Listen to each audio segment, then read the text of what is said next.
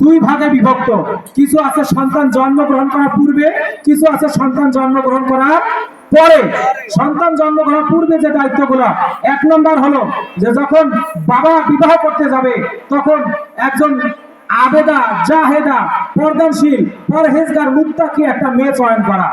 এটা হলো সন্তানের দায়িত্ব, সন্তানের হক, সন্তানের অধিকার।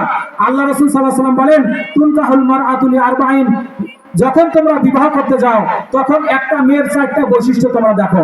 লিমালিহা, এ মেয়ের সম্পদ কেমন আছে, ওয়ালি জামালিহা, তার বংশ কিরকম, ওয়ালি হাসাবিহা, তার সৌন্দর্য কিরকম, ওয়ালি দীনিহা, এবং তার দিনদারিতা কতটুকু আছে। আল্লাহ রাসূল বলতেছেন, যখন এই চারটা গুণ দেখবা, ফাজফার বিজাতি দিন, এই চারটা গুণের সর্বশেষ যে গুণটা, তুমি তার দিনদারিতাকে প্রাধান্য দিবা। কি বলছে আল্লাহ রাসূল? যখন একটা মেয়ে বিবাহ করতে যাও, তুমি যখন ছেলের জন্য মেয়ে দেখতে যাও তখন চারটা গুণ দেখতে হবে। তার চারটা গুণের মধ্যে ফার্স্ট প্রায়োরিটি যেটা তোমাকে দিতে হবে, সেটা তোমাকে দেখতে হবে দিনদারিতা কতটুকু আছে। কিন্তু আমাদের সমাজের চিত্রটা ভিন্ন।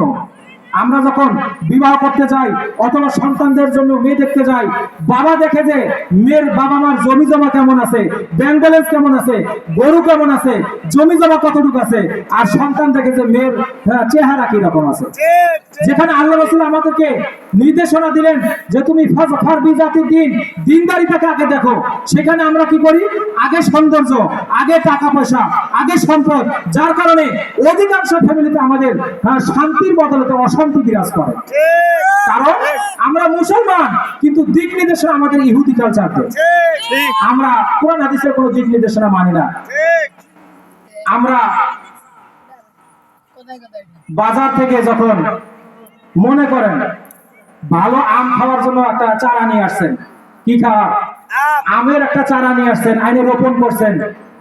আমের চারা রোপণ করে ওই গাছ থেকে কি লিচু আশা করা যাবে?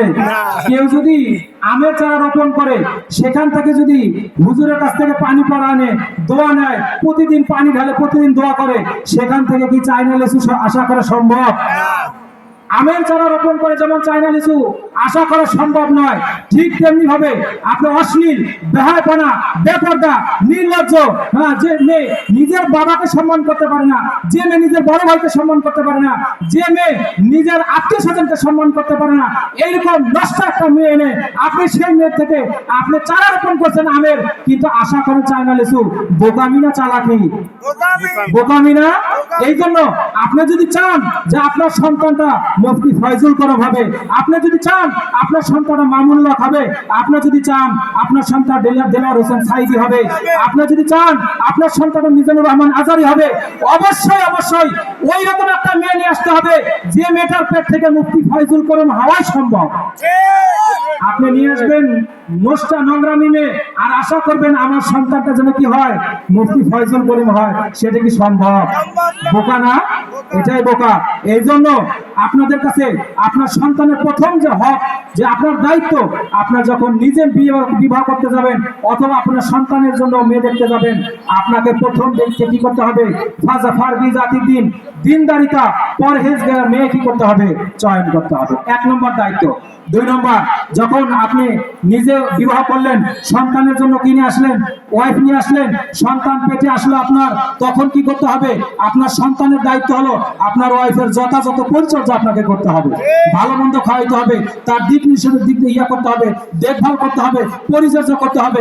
কিন্তু দুঃখজনক হলো বাস্তব এটাই যে আমাদের সমাজের প্রত্যেকটা স্বামী এমন, যখন স্ত্রী পেটে সন্তান আসে, আস্তে আস্তে স্বামী স্ত্রীর সম্পর্ক কি হয়ে যায়? দূরত্ব তৈরি হয়, যেটা কি নয়, উচিত নয়। এটা সন্তানের হক নষ্ট হয়ে যাবে। এরপরে সন্তান যখন ভূমিষ্ঠ হবে, ভূমিষ্ঠ হওয়ার পরে আমাদের কিছু দায়িত্ব আছে বাবা মার। সন্তান ভূমিষ্ঠ হওয়ার সাথে সাথে তার ডান কানে আজান এবং বাম কানে কি দিতে হবে? একামত দিতে হবে। কিন্তু দুঃখজনক হলো বাস্তব এটাই আমাদের সমাজের চিত্র। যদি সন্তান ছেলে হয় তাহলে তো লাগাও ডিজে, নাকি কি বলেন?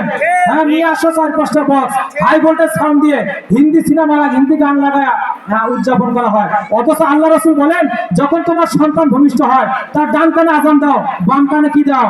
একামত দাও। কিন্তু আমরা করি কি? যদি ছেলে হয় লাগাও, নাফরমানিতে আমরা লিপ্ত হয়ে যাই। আর যদি মেয়ে হয় আমাদের চেহারা দেখাকে মনে হয় মাত্র বৃষ্টি আসা শুরু হয়ে যাবে, আকাশের অবস্থা খুব খারাপ, তাই না? কিন্তু এই ব্যাককলের দল বোঝে না, একটা মেয়ে যদি জন্মগ্রহণ করে, ওই মেয়েটাকে যদি ভালোভাবে লালন পালন করে মানুষ করতে পারে, তাহলে সে একটা জান্নাতের মালিক। সুবহানাল্লাহ বলবেন না? বলেন সুবহানাল্লাহ, আরো জোরে বলেন। সবাই কি ঘুমাইতেছেন?